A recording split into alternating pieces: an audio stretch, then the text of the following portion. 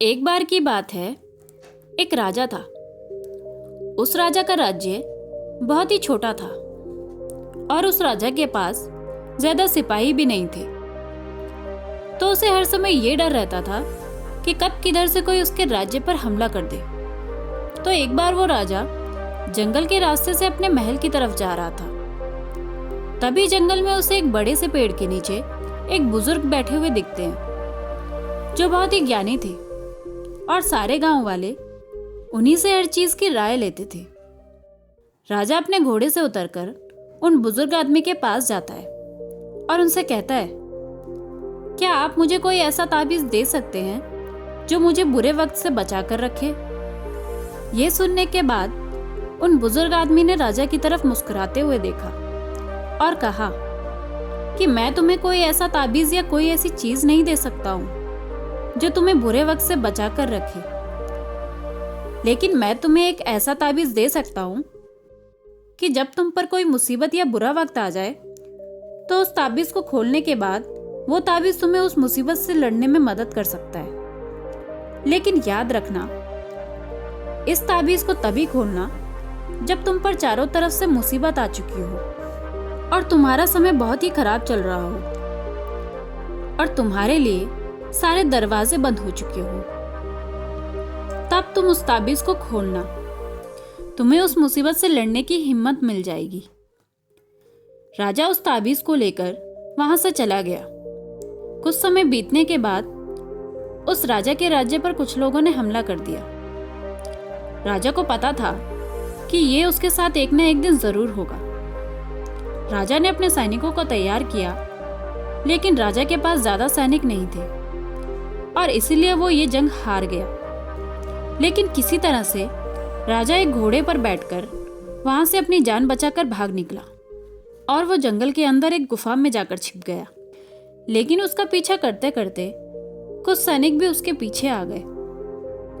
अब वो राजा गुफा के अंदर छुपा हुआ था और उसे सैनिकों के कदमों की आवाज आने लगी थी। अब उस राजा के पास कुछ भी नहीं बचा हुआ था, सब कुछ खत्म हो चुका था। तभी उसे उन बुजुर्ग आदमी का दिया हुआ ताबीज अपने गले में नजर आता है। उसने बड़े ही उम्मीद के साथ उस ताबीज को खोलकर देखा।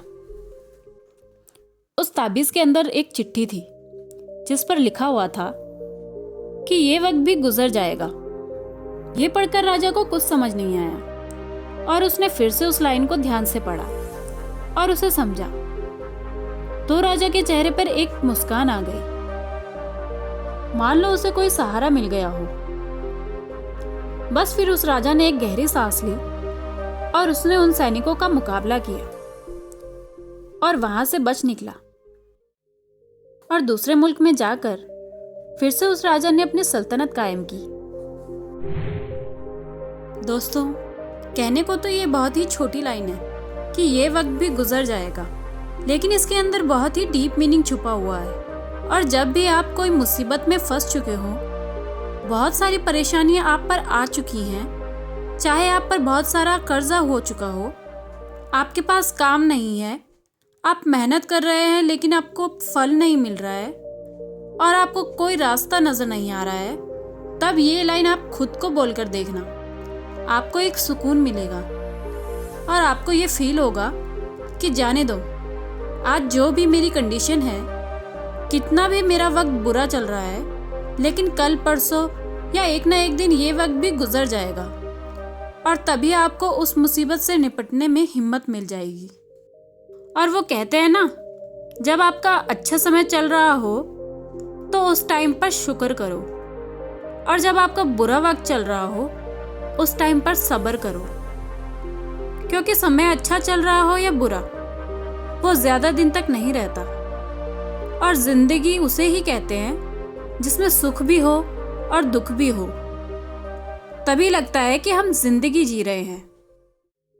कहानी अगर पसंद आए तो मेरे चैनल को लाइक, शेयर, सब्सक्राइब करना ना भूलें। मिलते हैं एक और ऐसी ही नई दिलचस्प कहानी के साथ।